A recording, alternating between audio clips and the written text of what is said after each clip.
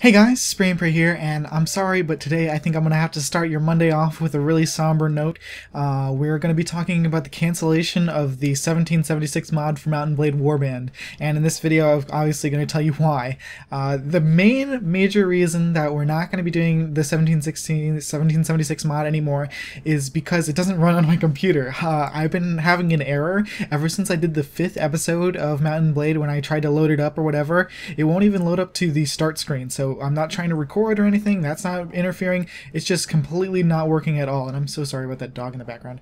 But anyways, there's also some really big game-breaking problems which I go into in the 5th episode of Mount & Blade. I also talk about what we're going to do next and the cancellation of it in that episode. But really, I was going to give it another chance. However, since now it doesn't even work on my computer, there's no way I can do that. So we're going to have to move on to something else, but I think it's going to be something enjoyable, and I think you guys are going to love it.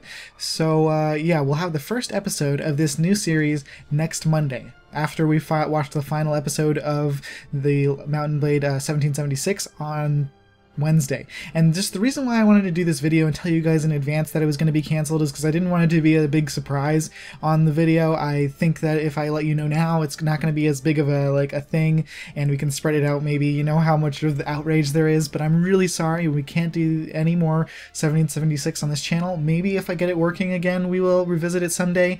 But of course, there are a few other things that I had trouble with the game. Not only was there a massive map, which was like really tough to get around, because when you did the fast travel, you know, holding control in space, it would stutter, which is really annoying, and then you would also miss anything. If there was anything to do, you would miss it because of the stutter, and it was just so little to do as well. Like, there was not many bandit packs, and when I tried to find a bandit's hideout, oh my god, we looked for like the entire episode, and we can never find this stupid bandit's hideout. It's really annoying. And the most game-breaking thing that I saw was that when you have a battle where it's a like lord versus a lord, basically, to use Mount & Blade native terminology, the two lords, when the troops come in, the default order is to just have them stand still.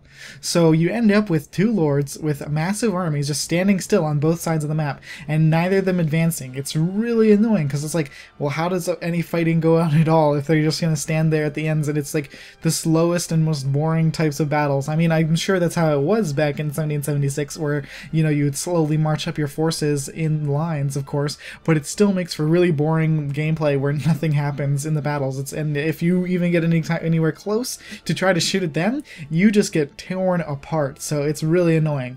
Now, and that was just another reason why, but mostly the reason why we're not doing anymore is just, like I said, it doesn't even work on my computer. So what we're gonna do, and the way I've sort of tried to, you know, make a concession to you guys, because I was really excited about being able to use guns and to have like lines of infantry shooting at each other. I thought that was gonna be awesome. So what I'm deciding to do is that to continue on with Mount & Blade, of course, we're not going to stop playing Mount & Blade because of this. We're going to be playing with Fire and Sword, and now that's a game made by Paradox, so of course there's not going to be as many bugs or as many unfinished features as there was in 1776, and I feel like it's going to be a solid decision to go with this mod, or not this mod, but this a little expansion pack over trying to make this work, because I'm working on it, and if it does come up, maybe we'll start doing 1776 again, but I think moving on to Fire and Sword is going to be a good substitute for the 1776 time period. With Fire and Sword, it takes place in the late 1600s, so it's going to be about the same time period, about the same amount of technology. There will still be a lot of melee troops, but still there's going to be guns in the game, and we are going to be playing the same character.